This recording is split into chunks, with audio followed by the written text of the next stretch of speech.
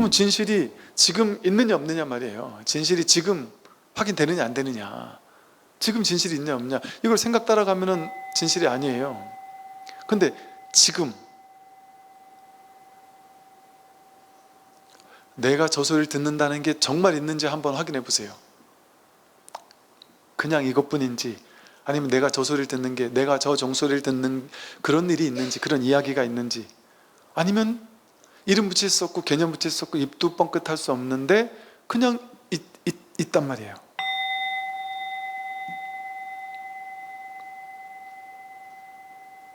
굳이 말로 표현하면 그냥 이렇게 알미 있어요. 알아차리는 게 있어요.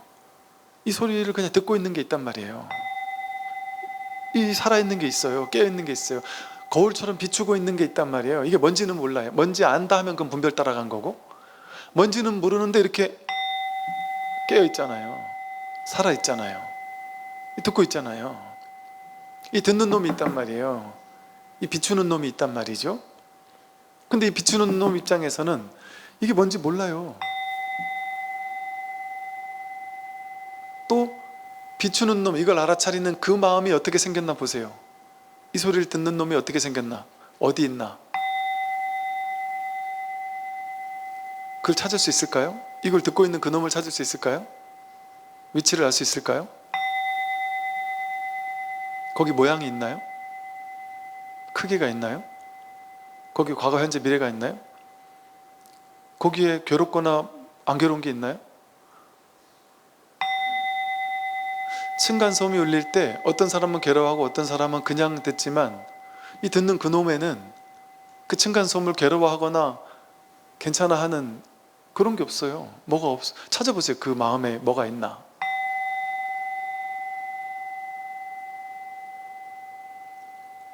여기서 말하는 한 마음에는 망념이 없다. 이 한 마음, 있는 그대로 이 비추는, 이 깨어있는 한 마음, 여기는 망념이 붙을 자리가 없어요. 우리가 여기 있지 못하고 여기서 일어난 한 생각, 분별 따라가서 이 바다 위에서 인연 따라 일어나는 파도, 분별 따라가서 망념 따라가서 망념 가지고 이 생각 저 생각, 이 판단 저 판단, 이 분별 저 분별, 맞으니 틀리니 옳으니 그르니 하는 그 이야기, 생각이 만들어낸 온갖 이야기, 과거 현재 미래로 쏟아니면서 만들어놓은, 쌓아놨던 그 이야기 속으로 빠져드는 거예요. 그러니까 삶에 허다한 좋은 일, 나쁜 일, 성공, 실패, 온갖 일들이 있는 거예요. 그런데 그 이야기로 들어가지 않으면, 판단 분별로 들어가지 않으면 보이는 거에 가서 꽂히고, 들리는 소리에 가서 꽂히고, 생각되는 대상, 생각되는 내용에 가서 꽂혀서 그걸 생각하고, 그 대상 따라다니면 흙덩이 쫓아다니는 한나라 강아지와 같다. 내 세상을 분별 따라다니면서 이게 맞으니 틀리니 옳으니 그르니 하면서 그거 쫓아다니면서 평생을 사는 거 아니에요? 언제까지 그렇게 살 거냔 말이에요. 우리가 지금까지 그렇게 산 것도 억울해 죽겠는데, 그게 실체가 아닌 줄을 늘 보면서도 또 속고 하는 어리석은 강아지가 이게 흙덩이를 휙 던지면, 검은 비닐봉지에다가 흙덩이를 휙 던지면 강아지는 그게 먹을 건 줄 알고 쫓아가가지고 흙덩이를 막 파헤치는데 보니까 못 먹는 흙이에요. 그러면 강아지가 배신감이 조금 있을 거 아니에요. 어쨌든. 그런데도 불구하고 주인이 저쪽으로 또 던지면 또 가요. 10년 동안 던지면 10년 동안 계속 쫓아가요, 강아지는. 근데 그게 뭔지, 이게 쓸데없는 건지 확인하고도 또 쫓아간다니까요. 얼마나 바보 같아요. 근데 사자는, 아무리 사자가 앞에서 딱 나타나는데 사람이 강아지인 걸로 생각해가지고 흙덩이를 휙 던져보세요. 사자가 흙덩이에 관심이 있나? 관심도 없죠. 흙덩이를 던지고 있는 그놈을 가서 확 물어버린단 말이에요. 그게 뭐예요? 이 한마음에서 일어난, 인연 따라 일어나는 분별 따라간단 말이에요. 그 분별 따라갔는데 분별이 진실이 아닌 거에 앉는 걸 본단 말이에요. 우리는 맞다 틀리다 옳다 그르다라고 해서 분별 따라갔는데 그 분별이 진짜냔 말이에요. 그 분별이 진실이 아니잖아요. 내가 그렇게 해석한 거잖아요. 좋은 게 진짜 좋은 건지 알 수 없고 싫은 게 진짜 싫은 건지 알 수 없는데도 불구하고 내가 그렇게 해석한 거잖아요. 그건 흙덩이 쫓아간 거잖아요. 그럼 죽을 때까지 흑덩이 쫓아가는 강아지 신세를 면치 못한다. 그게 일체 중생이다. 그러고 산단 말이죠. 사자처럼. 사자는 불교에서 진리를 상징해요. 지혜를 상징해요.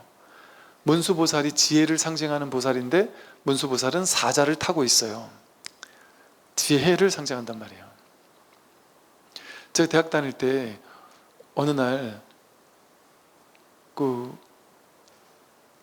내가 절에 이렇게 있는데 대웅전에서 이렇게 나오는데 저 멀리서 사자가 막 달려와가지고는 대웅전에서 나온 저를 보고서는 확 덮쳐가지고 제 얼굴을 그냥 제 입술과 얼굴을 그냥 확 깨물더란 말이죠. 그래가지고 너무 생생한 희한한 꿈이어서 지금까지 기억이 날 정도니까 그 꿈이 나가지고 대학 다닐 때 이제 막 주변 선생님들한테 물어봤어요.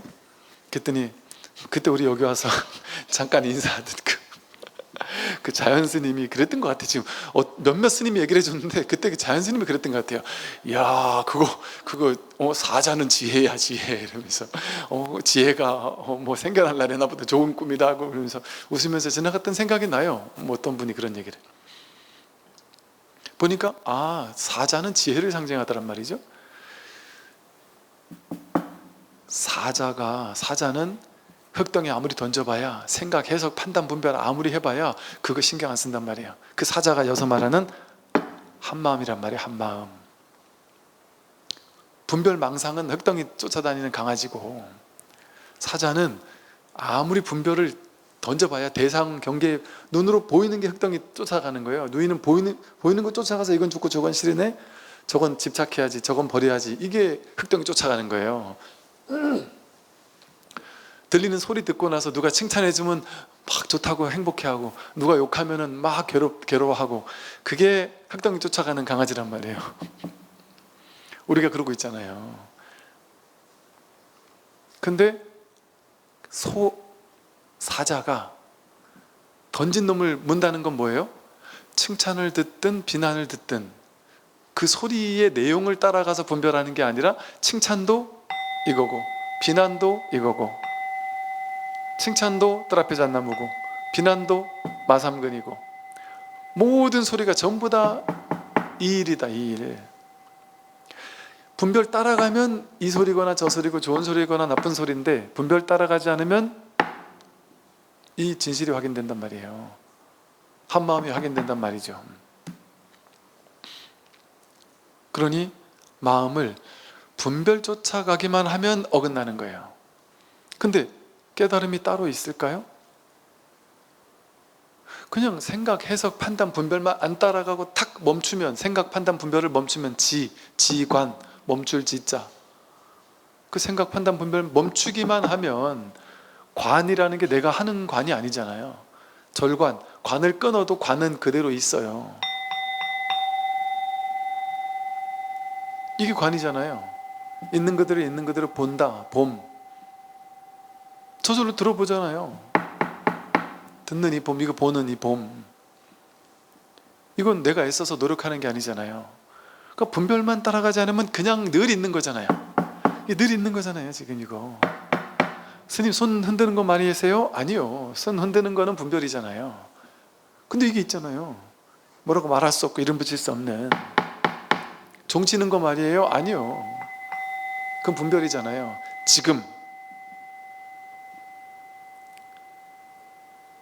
지금에는 손도 없고 흔드는 것도 없죠. 종 소리도 없죠. 듣는 놈도 없고 들리는 소리도 없죠. 둘로 나뉘어 있지 않아요. 주객이 둘로 나뉘지 않아요.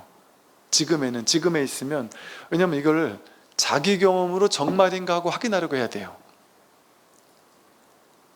어떤 소리가 들릴 때 내가 저 소리를 듣는다라고 분별되잖아요. 근데 진짜 분별 따라가지 않고 그냥 있으면 듣는 나와 들리는 소리가 나뉘는 경계를 찾아보세요. 경계가 있나? 여기까지는 듣는 나고, 우린 보통 생각을 따라가면 내 몸을 상상하면서 몸의 꺼죽 안쪽은 나고 귀 안쪽은 듣는 나고 귀 바깥은 들리는 소리야, 이렇게 해석한단 말이에요. 해석. 근데 그 생각을 따라가지 않고 해석을 따라가지 않고 그냥 들으면 경계가 있어요. 무경계 아니에요? 무경계? 볼 때나 들을 때나 느낄 때나 알 때나 보는 나와 보이는 것에 경계가 있느냔 말이에요. 둘로 나뉘는 그 경계 지점이 있느냔 말이죠. 소리에 경계가 있느냐. 생각할 때 생각이 일어났어요. 근데 생각을 비추고 있는 그것과 그 생각에 그 둘로 나뉘어져 있느냐. 그 생각이 생각을 비추는 게 생각에 생각을 비추는 것 같이 있죠. 소리에 소리를 알아차리는 이놈이 이 소리 여기 같이 있지. 즉 색즉 시공이지. 즉해 있지. 그게 따로 둘이 되냔 말이에요. 보세요. 이게 하나지 어떻게 이게 둘이에요? 생각으로 둘이라고 여기는 것 뿐이지. 둘이라고 생각으로 해석하는 것 뿐이지. 그러니까 이 불교 공부라는 것은 부처님께서, 제가 어릴 때부터 참 이해 안 되던 게, 부처님은 저 심오한, 저 깊이 있는 저 심오한 부처님 가르침 교리를 설하시면서 너무나 뭐랄까, 너무나 지속적으로, 너무나 당당하게, 너무나 당연하다는 듯이 누구나, 깨달은 사람만이 아니고 누구나, 못 깨달은 사람이고 뭐고 할 것 없이 누구나 직접 와서 스스로 경험해봐라. 이 말이 진실인지 아닌지 직접 와서 확인해봐라. 그리고 직접 자기가 확인해보고 자기가 옳으면 믿어라. 이렇게 얘기하셨단 말이에요. 그게 좀 이해가 안 됐어요. 왜냐하면 부처님은 직접 와서 누구나 직접 와서 봐라. 이렇게 부처님 법은 직접 와서 누구나 확인해 보라고 하는 가르침이다. 이렇게 얘기했잖아요. 근데 그때 제 생각은 어땠냐면, 누구나 이거를 확인할 수 있는 공부는 아니고, 여기 와서 열심히 부처님 말한 대로 가르침을 공부하고 수행하고 갈고 닦고 열심히 노력하다 보면 어느 날 깨닫게 될 것이고, 깨닫고 나면 그때 가서 비로소 내가 한 말을 스스로 깨닫게 알게 될 것이다.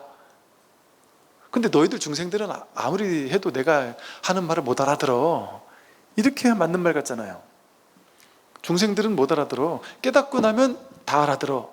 이렇게 얘기해야 될 것 같은 거예요. 왜냐면 우린 못 깨달았으니까. 근데 부처님은 그렇게 얘기하지 않았다니까요. 못 깨달은 사람과 깨달은 사람을 둘로 나눈 것처럼 얘기하지 않았다니까요.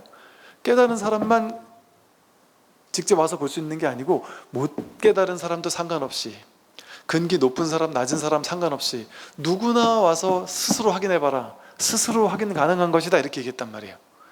이게 좀 이해가 안 되더라고요. 그 말은 우리같이 못 깨달은 사람도 이거 확인할 수 있다는 얘기 아니에요? 그리고 이것은 어렵고 쉬운 어떤 게 아니라는 얘기 아니에요? 근기가 높거나 낮은 특정한 사람만 알 수 있는 게 아니라는 소리 아니에요. 불교 공부를 많이 한 사람만 더 확인할 수 있는 이런 공부 아니라는 소리잖아요. 그게 왜 그런지 이해할 수 없더라고요. 근데 그게 당연하려면 뭐가 어떻게 그래야 되냐면, 그 당시 제가 어릴 때 공부할 때는 둘로 나누는 공부를 했단 말이에요. 깨달은가 깨닫지 못한 사람을 둘로 나누고 부처와 중생을 둘로 나누는 공부를 했단 말이에요. 그런데 이 공부는 그런 공부가 아니었어요. 부처와 중생이 둘로 나뉘어 있지 않아요. 본래부터. 지금 여러분은 일체 중생은 못 깨달은 게 아니에요. 100% 다 깨달아 있어요. 그리고 그 깨달음을 지금 쓰고 있어요. 늘 지금 깨달음이 눈앞에 현현되어 있단 말이에요. 그리고 문득 이 깨달음을 뭔가 모르게 눈치를 채요. 사실은 특히 어릴 때 많이 눈치를 채요. 이거 확인하고 나면 어릴 때는 알았던 건데, 이런 얘기를 하는 사람이 많다니까요. 뭔지 모르게 집에서 혼자 집에 이렇게 있을 때 뭔가 모르게 이 모든 걸 보고 있는 이놈을 한번 이렇게 확인하는 그런 경험들이 많이 있다니까요. 그게 뭔가 이렇게 확 와닿는 체험으로 느껴지는 사람도 있고, 뭔가 모르게 이상한 어떤, 근데 별것 아닌, 이게 뭐 대단한 체험이랴 뭐로 체험되지 않는, 그냥 이상하네 하는. 왜냐하면 이것이 대단한 어떤 체험적 현상이 일어나야 되는 게 아니에요. 왜? 이거는 대단한 체험적 현상이 아니니까. 느낌적으로 어떤 뭐 감동이 되거나 뭔가 체험적으로 뭔가 쏙 빠진 체험이 일어나거나 그 체험과는 상관없는 거거든요. 이거는 언제나 모든 순간에 항상 여여한 거니까요. 근데 그 체험이, 강렬한 체험이 동반되는 이유는 마치 이것과 비슷해요. 몸에 병이 너무 커서, 너무 아픈 게 너무 커가지고 너무너무 많이 아프던 사람 있잖아요. 통증으로 너무 시달리고 막 괴로워 죽겠는 사람, 통증 때문에 죽을 것 같이 괴롭던 사람이 어느 날 자고 일어났는데 갑자기 통증이 싹 사라졌어요. 아니면 지금 눈 떠 있는 상태에서 지금 12시까지 통증으로 죽을 것 같이 아팠어요. 지금 몇 년째 통증으로 죽을 것 같았어요. 그런데 예를 들어 12시 땡 하는 순간 통증이 싹 사라졌어요. 예를 들어 얼마나 감동적이겠어요. 얼마나 기쁘겠어요. 그 통증이 사라졌다는 그 체험이 얼마나 놀랍겠어요. 얼마나 살 것 같겠어요. 완전 해탈 열반이 이럴 때 쓰는 거 아니에요? 그러니까 이렇게 크게 괴로웠던 사람이 괴로움이 사라지는 순간 통쾌함을 느낀다니까요. 좀 안 좋은 비유라 죄송하지만, 매일같이 오줌 똥을 넣는 사람은 오줌 넣고 똥 넣는데 감동이 없어요. 쾌감이 없어요. 체험이 없어요. 근데 오줌을 한 이틀, 3일, 4일 막 계속 참았다 생각해 보세요. 예를 들어. 근데 이틀, 3일 만에 시원하게 소변을 봤다. 엄청 기쁠 수도 있어요. 대변을 몇 년, 며칠 기다리다가 확 넣고 나면은 온갖 상상이 다 되잖아요. 내가 이러다 큰일 나는 거 아니야? 별의별 생각이 다 될 거 아니에요. 근데 정상적으로 이를 볼 수 있다? 너무너무 기쁠 거 아니에요. 밥 먹는 건 그렇게 기쁨이 아니지만 오래 안 먹다가 먹으면 기뻐 죽겠단 말이에요. 감동이 된단 말이에요. 체험적으로 그 기쁨이 엄청 크단 말이에요. 즉 인연이 어떠냐에 따라서 체험이 클지 작을지는 인연 따라 다른 거예요. 사람마다. 괴로움이 많았던 사람은 이게 체험되는 건 뭐예요? 이 실제 괴로움이 아니었구나라는 걸 문득 확인하니까 얼마나 기뻐요. 그러니까 그 기쁨이 뭔가 체험적으로 확 와닿는 거죠.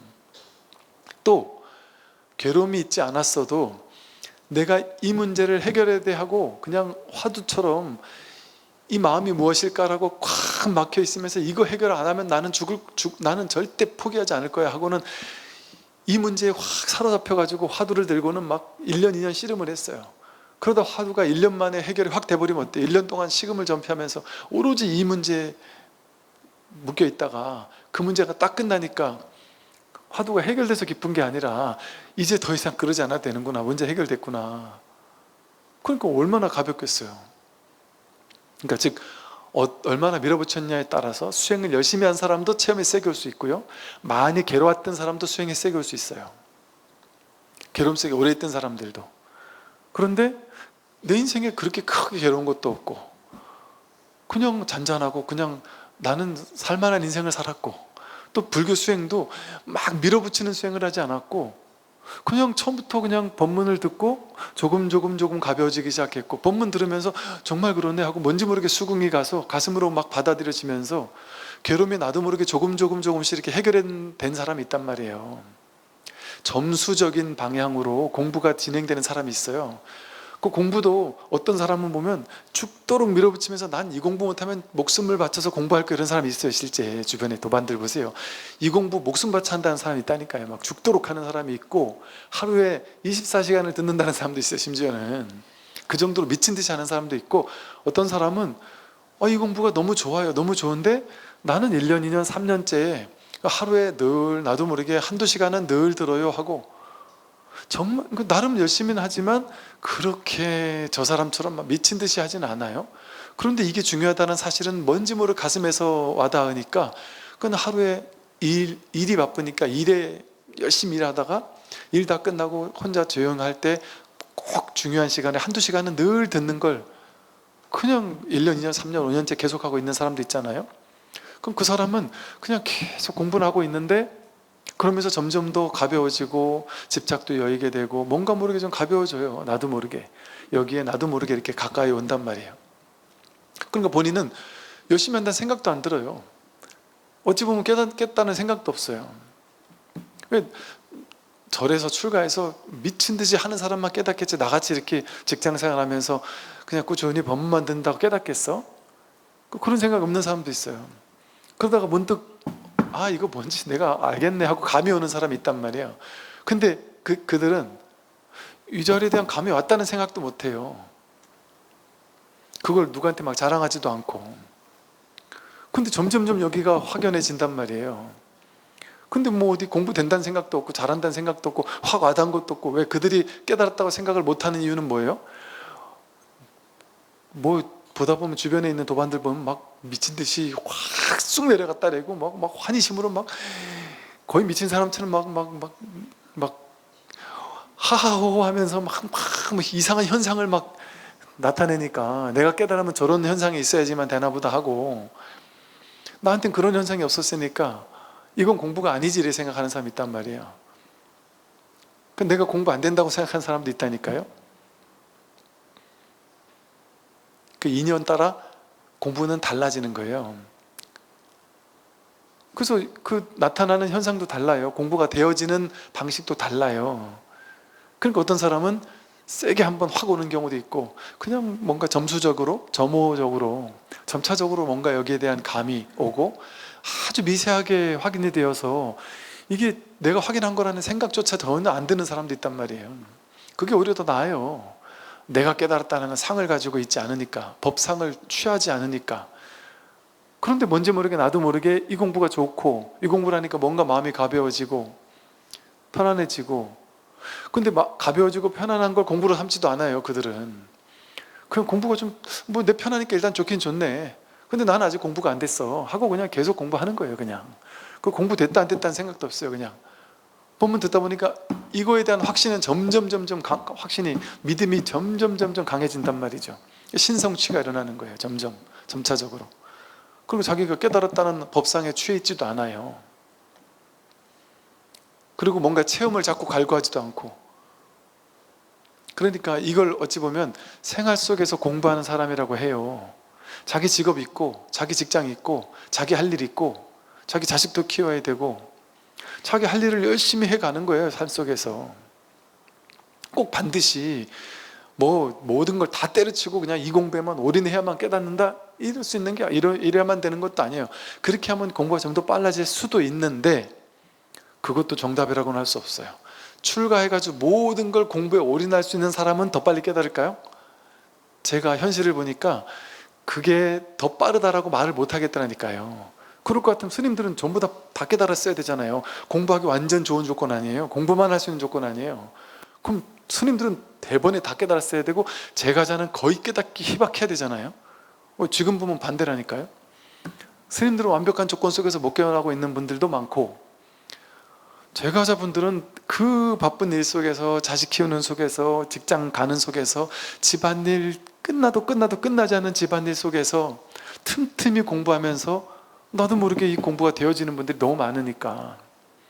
그러니까 그걸 어떤 거를 정해서 출가만이 옳은 길이다 이렇게 말할 수도 없어요. 겉모습의 출가, 이게 중요한 게 아니고, 출가인 중에도 겉모습은 스님인데, 그러니까 서산대사가 그렇게 얘기했단 말이에요. 앞으로 미래에는 승복 입은 도적대들이 많아질 거다. 승복 입고 스님 같지 않은 마음을 가지고 그러고 살면 스님이 아니다 이렇게 얘기했단 말이에요. 그런 분도 있을 수 있겠죠. 거의 없겠지만 있을 수 있을 거예요.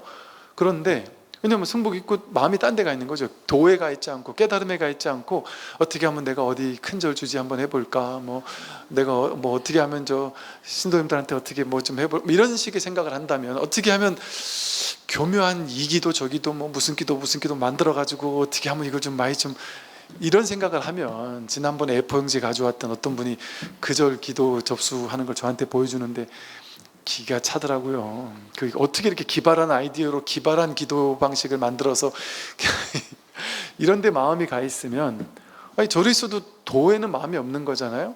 그러면 출가했지만 출가가 아닌 거죠. 명백하잖아요. 출가했지만 출가하지 않은 게 너무나 명백하잖아요.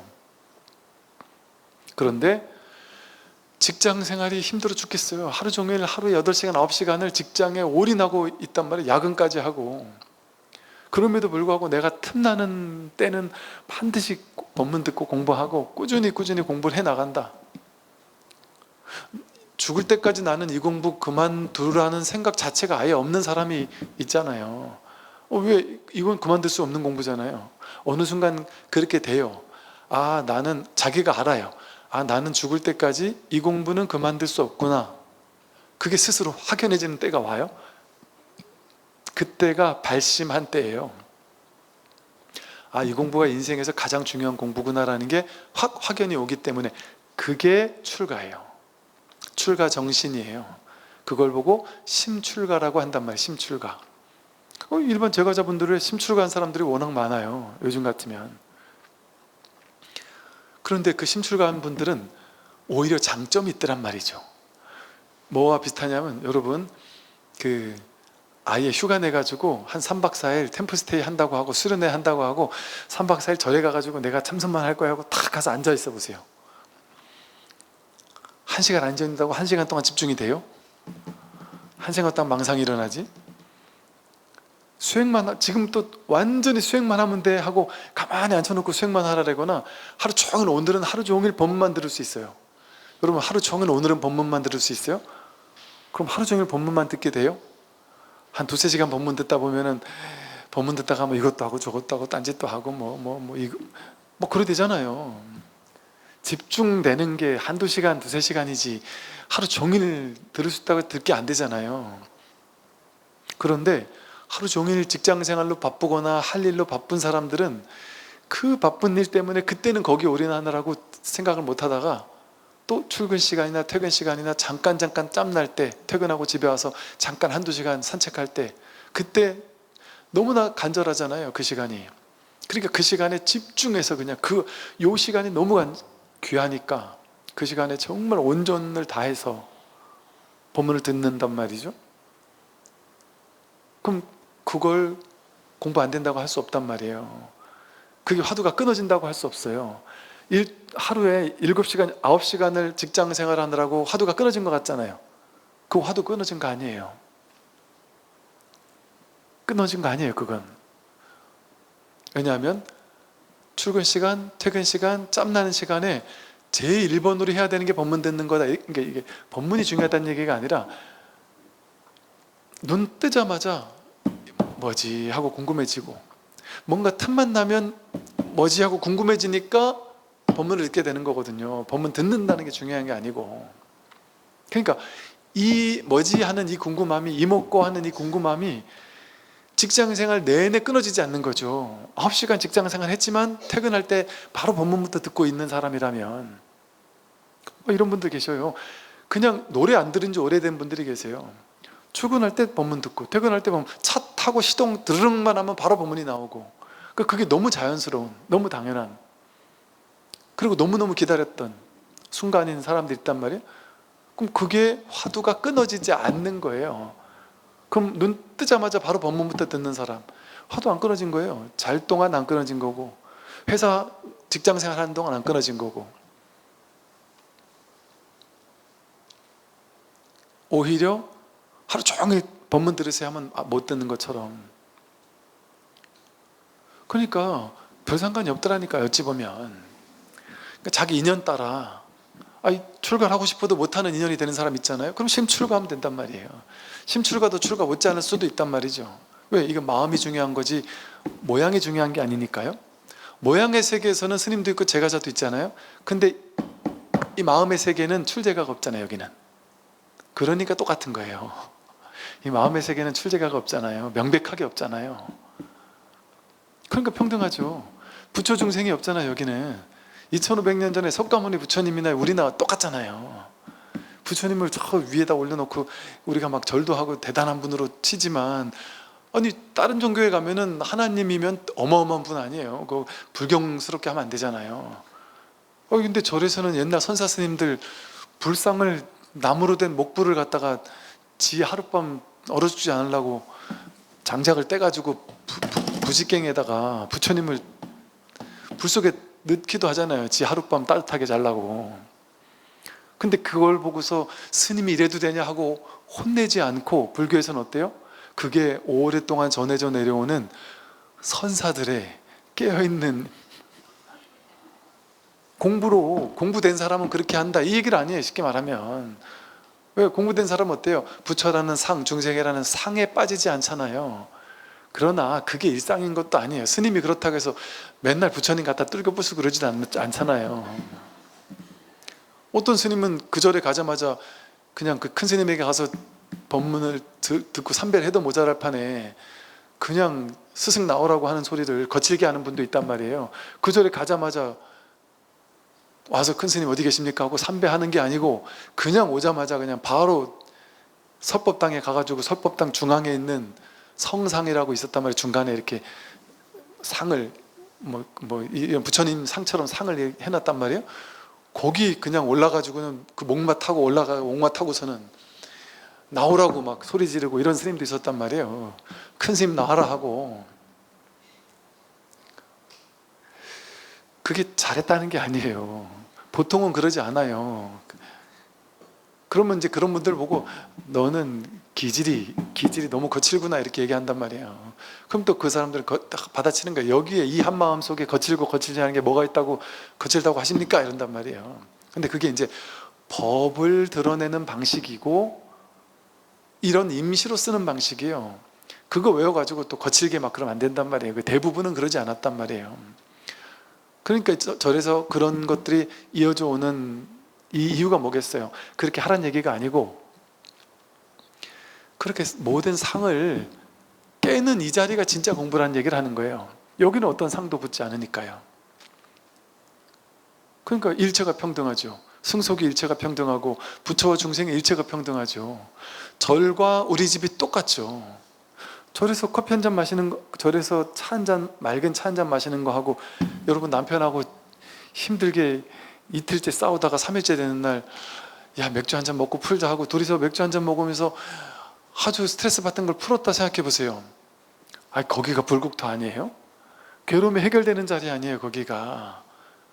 오래 응어리졌던 그 얽혔던 마음이 풀어지는 자리 아니에요? 그러면 그 맥주 한 잔 먹고 풀었으면 그게 감노죠, 감노. 거기 어디 맥주에는 부처 성품이 없고 맑은 차에만 부처 성품이 있겠냔 말이에요. 그러니 이 자리에서는 일체 한 마음에서는 일체 삼남한상 모든 것이 다 같은 일이죠. 같은 자리고 같은 일이에요. 근데 그런다고 해서 현실을 무너뜨리지도 않아요. 이 공부하는 사람이 바른 안목이 있으면 현실의 질서를 다 어기는 것도 아니란 말이에요. 법 잘 지키고 도덕, 윤리 잘 지키고 한단 말이에요. 이 도에 대한 얘기 할 때만 임시로 그럴 수도 있고 그러지도 않을 수 있다는 얘기지. 그래서 이 한마음, 여기는 뭐가 한마음이에요? 이 삶의 당처가 한마음이에요. 한마음뿐이에요. 삶이라는 것은 이 세상에는 온통 한마음뿐이에요.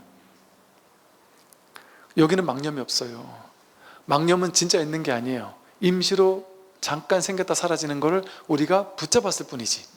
붙잡으면 그게 오래 가요.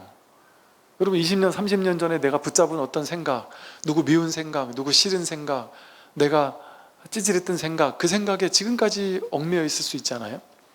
근데 그거 찾아볼 수 있나? 과거에 내가 나를 묶고 있는 어떤 생각, 그거 찾아보세요. 아무리 찾아도 찾을 수가 있나? 지금 일으키는 한 생각, 그거 찾아보세요. 찾을 수 있나?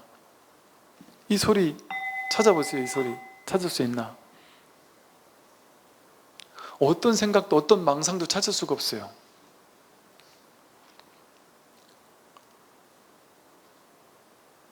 눈앞에 있는 현실에 있는 것도 이걸 시계라고 이름 붙이잖아요.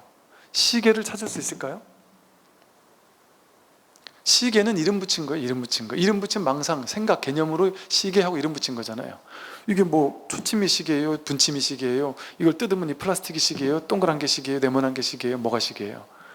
시계라고 분별한 그 분별이 보일 뿐이죠. 그래서 이게 만져지잖아요. 이 만질 때 이게 시계예요?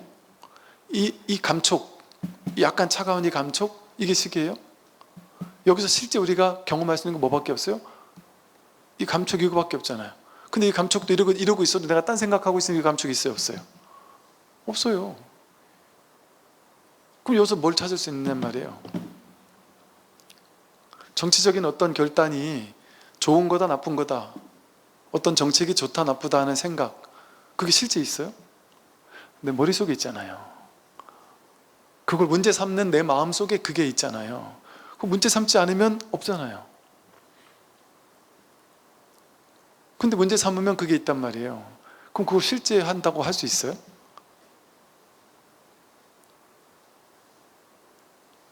전부 다 이 딱 눈앞에 지금으로 돌아오면 그 지금밖에 못 만나요.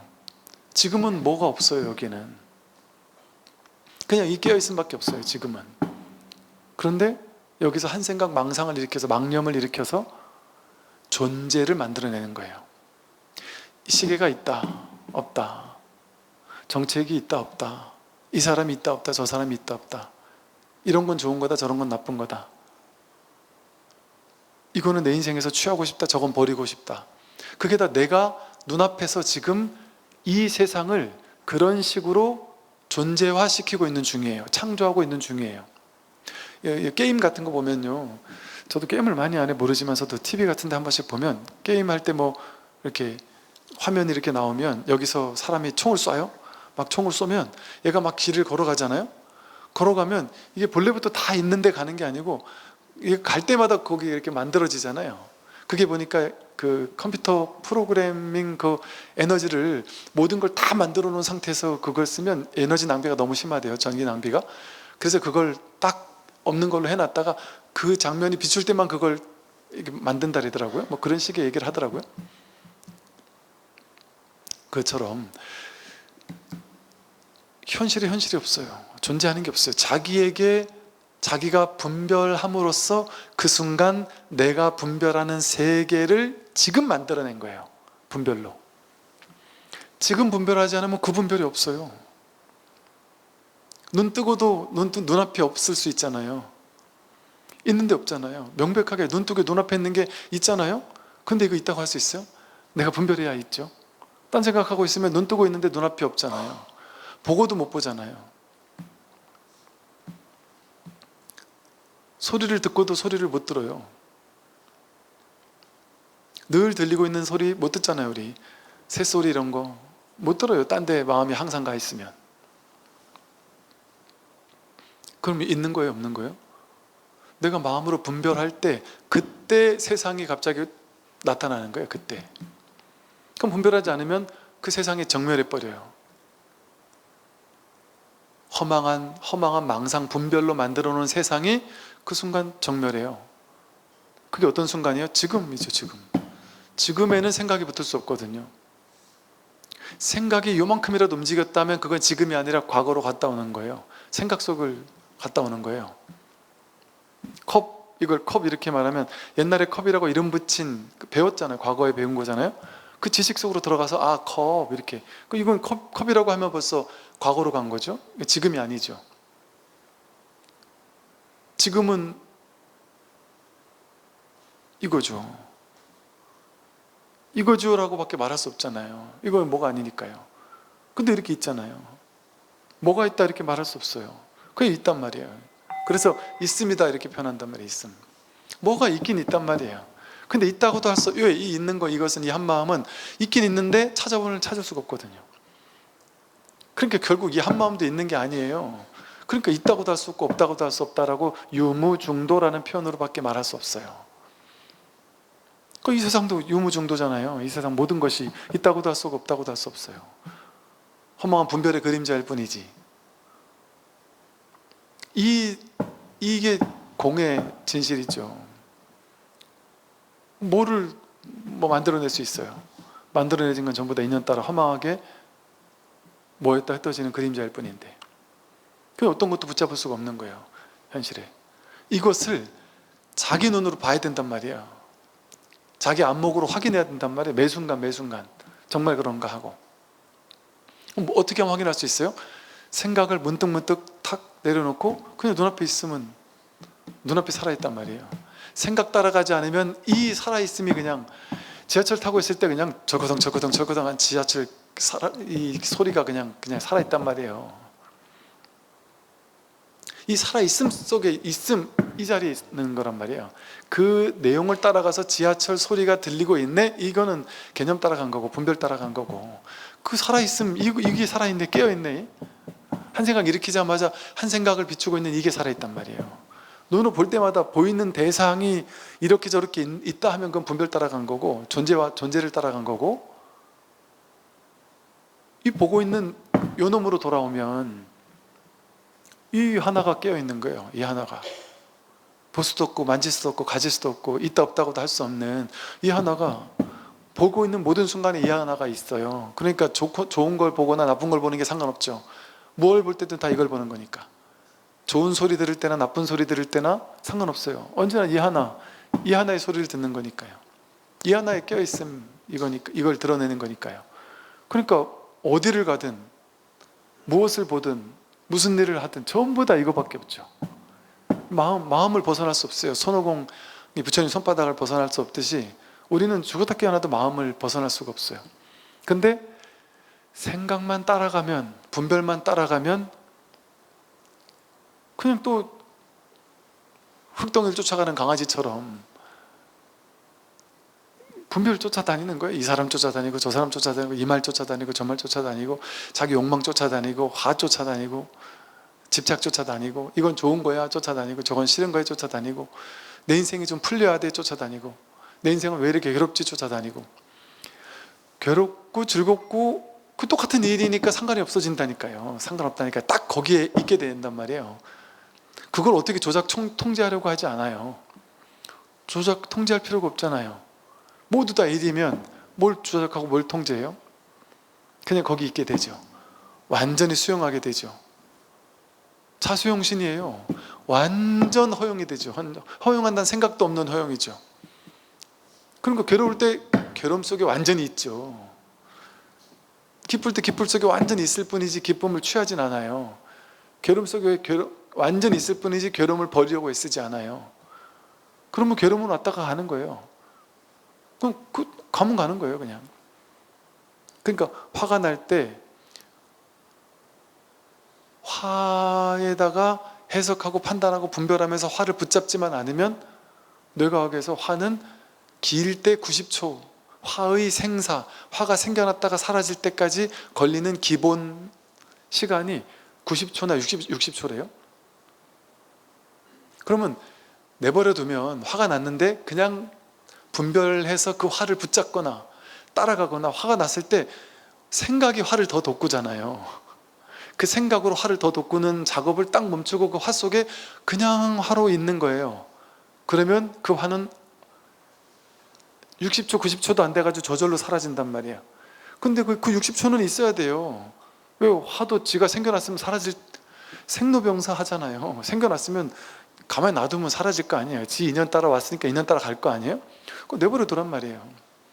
그러면 걔는 60초, 90초 돼서 저절로 사라진단 말이에요. 그럼 문제될 게 없죠. 화가 있는데 화가 없죠. 상관없죠. 왔다 갔을 뿐이란 말이에요. 근데 그걸 문제 삼으면 그게 더 커져요. 회사에서 화났는데 집에 가서까지 화나 있잖아요. 계속 붙잡고 있으니까. 근데 그 화 속에서 온전히 가만히 있으면 1분도 안 돼서 없어진다니까요. 그러니까 절에서 스님들 그러죠. 화가 날 때 남편하고 버럭하고 싸우지 말고 잠깐 안방에 들어가서 가만히 있어라. 아무것도 따라가지 말고 생각 해석 따라가지 말고 그 경험되는 화의 내용을 따라가지 말고 그 비추고 있는 그 자리에서 그냥 그것과 같이 이렇게 있는 거예요. 근데 신기하게도 한 1분 가만히 아무 생각 없이 가만히 있다가 다시 대화를 시작하려고 하다 보면 그 화를 찾아볼 수 없어요. 이게 실제 자기 경험에서 그렇다는 걸 확인해 보면 힘이 돼요. 이게 이제 힘이 되고 실천이 돼요. 그게 수행이에요. 직접 자기 경험으로 확인해서 정말이네 하는 거. 그럼 그 다음부터 당연히 그게 자기에게 힘이 되죠. 오늘 여기까지 말씀드리겠습니다. 선물하십시오.